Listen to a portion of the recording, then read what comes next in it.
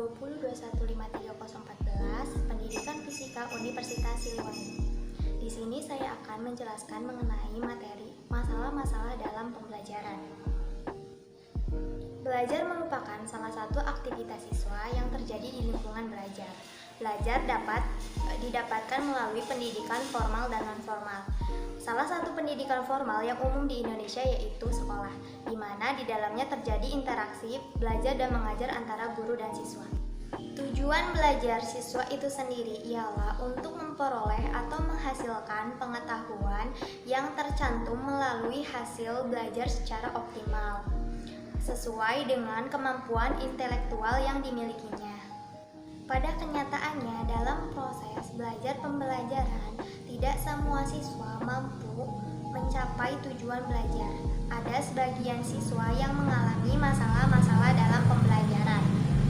Masalah dalam pembelajaran ialah suatu kondisi yang dialami oleh siswa dan menghambat kelancaran proses yang dilakukan oleh individu untuk mencapai perubahan tingkah laku yang menyeluruh. Masalah-masalah belajar yang dialami oleh siswa yaitu terdapat dalam 5 jenis. Yang pertama, learning disorder atau kekacauan dalam belajar. Yang kedua, learning dysfunction. Yang ketiga, underachiever. Yang keempat, lambat dalam belajar. Yang kelima, learning disabilitas atau ketidakmampuan belajar. 1. Learning disorder adalah keadaan di mana proses belajar seseorang terganggu karena timbulnya respon yang bertentangan.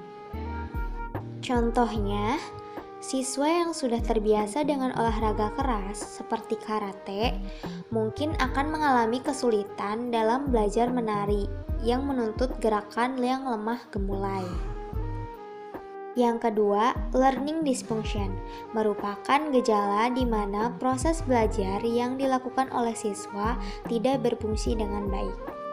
Yang ketiga, underachiever mengacu kepada siswa yang sesungguhnya memiliki tingkat potensi intelektual yang tergolong di atas normal, tetapi prestasi belajarnya tergolong rendah. Yang keempat, lambat belajar adalah siswa yang lambat dalam proses pembelajaran dan membutuhkan waktu yang agak lama untuk mengerti pembelajaran. Yang kelima, ketidakmampuan belajar mengacu pada gejala di mana siswa tidak mampu belajar sehingga hasil belajar di bawah potensi intelektualnya.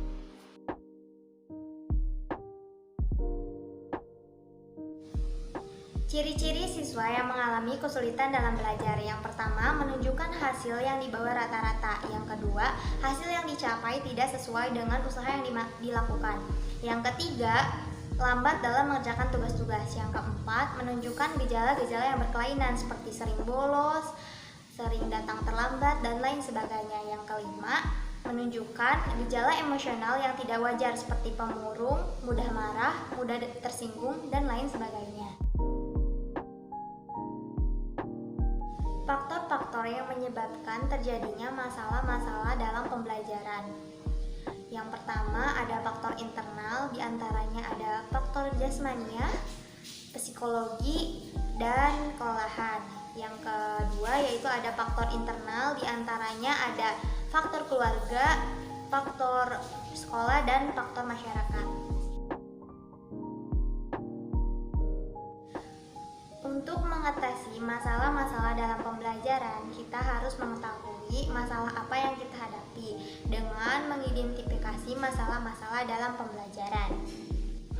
Yang pertama ada masalah kekacauan dalam belajar. Metode yang tepat untuk mengatasi masalah belajar ini yaitu dengan menemukan inovasi baru untuk memotivasi peserta didik untuk melakukan pembelajaran di luar kebiasaannya. Yang kedua yaitu masalah learning dysfunction. Untuk mengatasi masalah ini, seorang pendidik harus berkoordinasi dengan wali peserta didik yang bersangkutan untuk memaksimalkan potensi yang dimiliki oleh peserta didik. Yang ketiga yaitu masalah underachiever. Untuk mengatasi masalah ini, pendidik harus mendorong peserta didik agar tidak bermalas-malasan dalam belajar. Untuk memicu itu, apabila ada peserta didik yang mampu menjawab pertanyaan dari pendidik, maka diberi apresiasi dengan memberikan hadiah. Yang keempat yaitu masalah lambat dalam belajar. Untuk mengatasi masalah ini, pendidik harus memberikan pelajaran tambahan kepada peserta didik. Yang kelima yaitu learning disabilitas atau masalah ketidakmampuan dalam pembelajaran. Untuk mengatasi masalah ini, pendidik harus memberikan atau menyadarkan peserta didik akan pentingnya pembelajaran guna masa depan yang baik. Sekian video pembelajaran dari saya, kurang lebihnya mohon dimaafkan. Wassalamualaikum warahmatullahi wabarakatuh.